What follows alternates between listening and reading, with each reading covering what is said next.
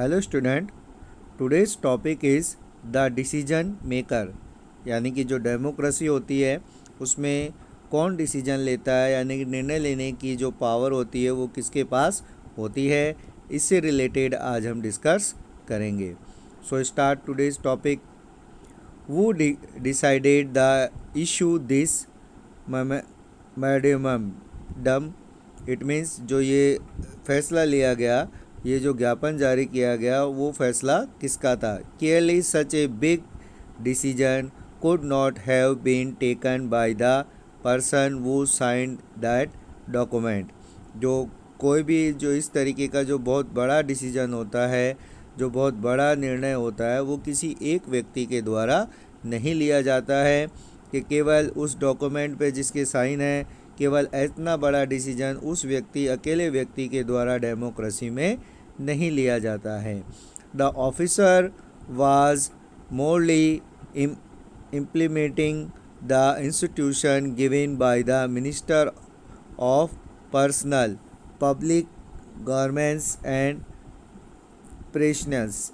यानी कि जो ये जो डिसीजन होते हैं, ये जो निर्णय होते हैं, वो जो है वह अपने मंत्री द्वारा दिए गए निर्देशों को लागू करने वाले अधिकारी होते हैं। यानी कि जो डिसीजन होते हैं उसमें जो मेन रोल होता है, वो डिसीजन मेकिंग में जो हमारे जो मिनिस्टर्स होते हैं उनका सबसे ज़्यादा मेन रोल माना जाता है और उनके द्वारा ही मोस्टली डिसीजन लिए जाते हैं। Of which the department was a part. यानी कि जिस डिपार्टमेंट से रिलेटेड जो डिसीजन होता है वो उस डिपार्टमेंट का जो मिनिस्टर्स होता है, उस डिपार्टमेंट का जो मंत्री होता है, उसके द्वारा मेनली डिसीजन लिए जाते हैं।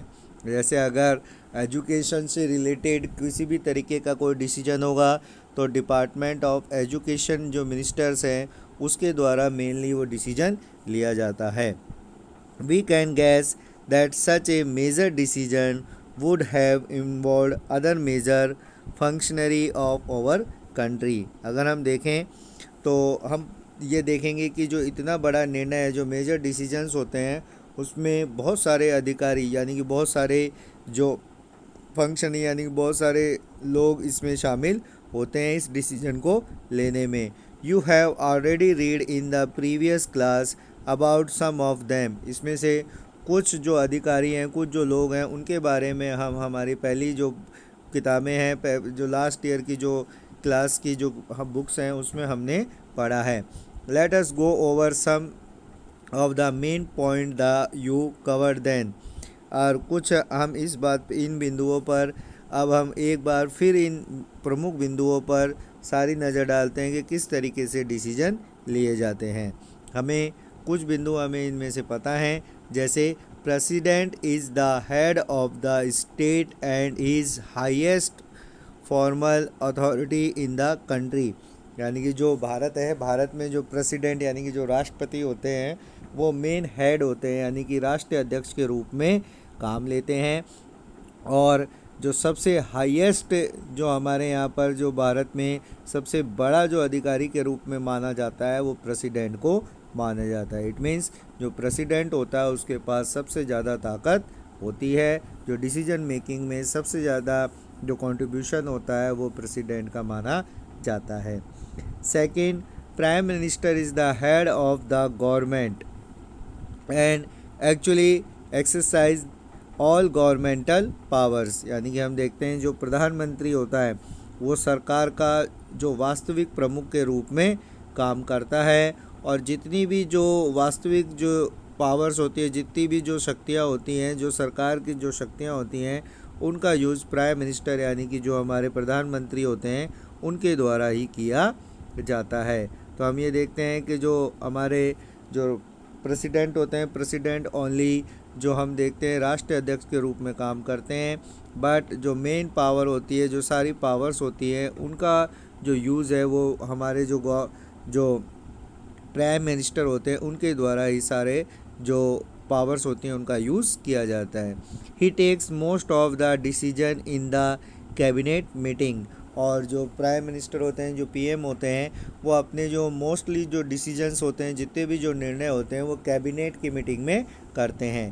कैबिनेट मीन्स जो एक कोरम होता है, एक तरीके की जो परिषद होती है मिनिस्टर्स की, यानी कि अलग अलग जो डिपार्टमेंट होते हैं उनके जो मिनिस्टर्स होते हैं वो इसमें डिस्कस करते हैं। उस डिस्कशन के बाद में किसी तरीके का कोई डिसीजन प्राइम मिनिस्टर के द्वारा लिया जाता है। तो जो इंडिया में अगर अपन देखें तो जो डिसीजन मेकिंग का जो मेन काम है, मेन पावर होती है, वो प्राइम मिनिस्टर के पास होती है, जो अपने अलग अलग डिपार्टमेंट के जो मिनिस्टर्स हैं उनसे डिस्कस करता है कैबिनेट मीटिंग में, और उसके बाद जो मोस्टली डिसीजन लिए जाते हैं।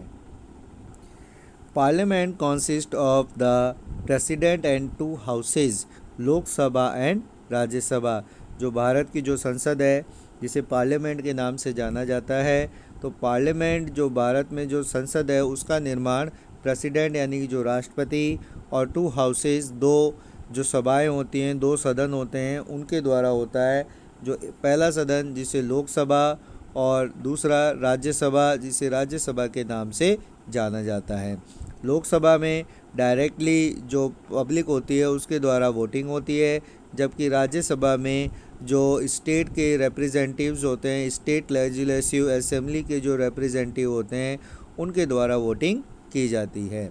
The prime minister must have the support of A majority of Lok Sabha members. जो प्राइम मिनिस्टर होते हैं, प्राइम मिनिस्टर बने रहने के लिए जो लोकसभा होता है, लोकसभा के जो मेंबर्स होते हैं, यानी कि लोकसभा के सदस्यों की सपोर्ट यानी सहयोग की आवश्यकता होती है, वो भी मेजॉरिटी यानी बहुमत से। यानी कि जो प्राइम मिनिस्टर होते हैं वो लोकसभा में उनको बहुमत प्राप्त होना जरूरी होता है, मेजॉरिटी प्राप्त होनी जरूरी होती है।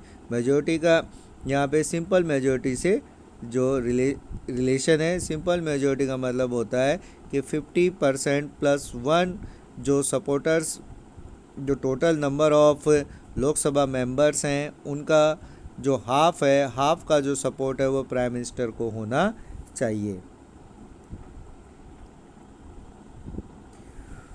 So were all these people involved in the decision regarding on office memorandum? Let us find out। यानी कि क्या जो हमने अभी पढ़े, जैसे प्रेसिडेंट, प्राइम मिनिस्टर्स और जो मिनिस्टर्स हैं, जो लोकसभा मेंबर्स हैं, जो राज्यसभा के जो मेंबर्स हैं, क्या ये सभी मिलकर इस डिसीजन में पार्टिसिपेट करते हैं? इससे रिलेटेड हम नेक्स्ट वीडियो में पढ़ेंगे कि किस तरीके से ये सभी लोग मिलकर, और जो गवर्नमेंट है, गवर्नमेंटल जो डिसीजंस हैं, जो सरकार के जो निर्णय हैं, उसमें किस तरीके से अपना अपना कंट्रीब्यूशन देते हैं।